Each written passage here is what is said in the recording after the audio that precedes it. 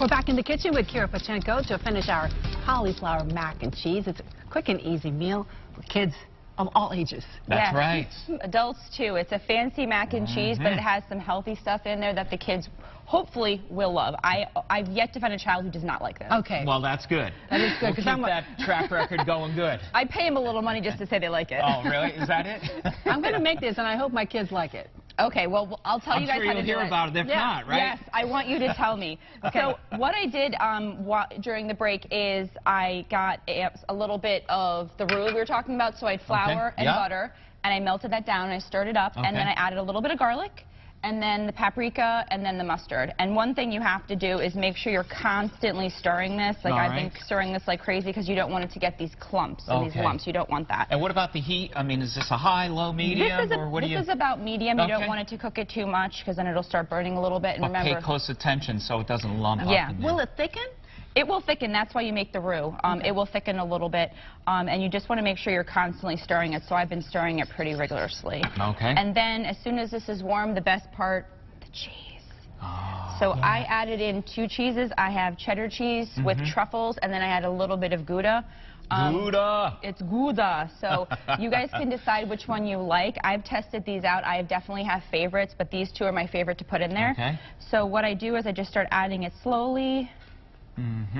Putting it in there, and then I'll stir it until it's blended really well, or as good as you can get. Oopsie. So not all at once, so you have definitely some clumping then, Yes, right? we don't want that. And I use this type instead of something that... So will it melt in there? Yeah, it'll melt. It'll melt. That's why you have to make sure that it's really, that it's warm and not too hot.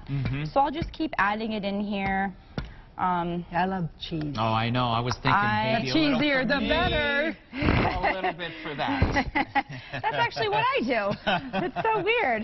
And I always have less cheese that goes in there because somehow it makes it into my mouth. What happened to all of it? So we're gonna blend this up as well as you possibly can. And then what kind of consistency are you looking for at the end of this in this point right here? Kind of like this in a way. I mean, maybe a little. If it ends up being a little too thick, just add a little bit more milk. Just do it slowly because again, you don't want it to clump. So as soon as this is blended in, I add cauliflower. Now cauliflower is a very trendy vegetable right now, and I hear that Gil, you have it every single day. That's my breakfast. Well, really lunch. For your lunch? Breakfast for most You can people, find it anywhere these days. And that's what's nice about it. At first it was like here and there, you'd really have to search. Now it's pretty common though.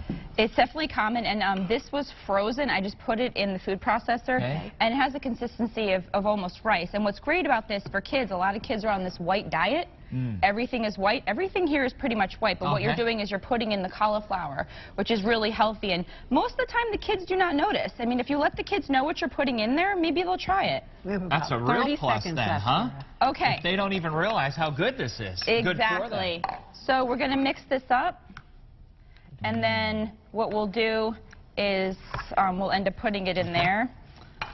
And then I top it with a little bit of breadcrumbs. That just has breadcrumbs and a little bit of butter. And then you just have to kind of move it around a little bit to make sure that it's evenly. Make sure it's all covered, Yeah, and this goes in the oven for about 20 minutes. I just open it up and see if there are little bubbles coming out.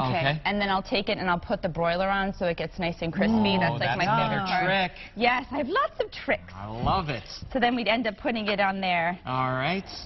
Okay, can't wait get to some try on. this. We were out of time about 30 seconds ago, but we want to see it right on here. Oh gosh, no pressure. None at all. No but, pressure. You know, fast forward. There you go. There you go. So this is about half of it, and then what I'll do is I will mix it up. Okay. And then, you know, and then if I feel like I need any more, then I'll add more. Nice. But then what I do is sometimes I have extra, and I'll take a little, put it on the side, freeze it, and then when I feel like having some more, I just take it out. Love it. Perfect.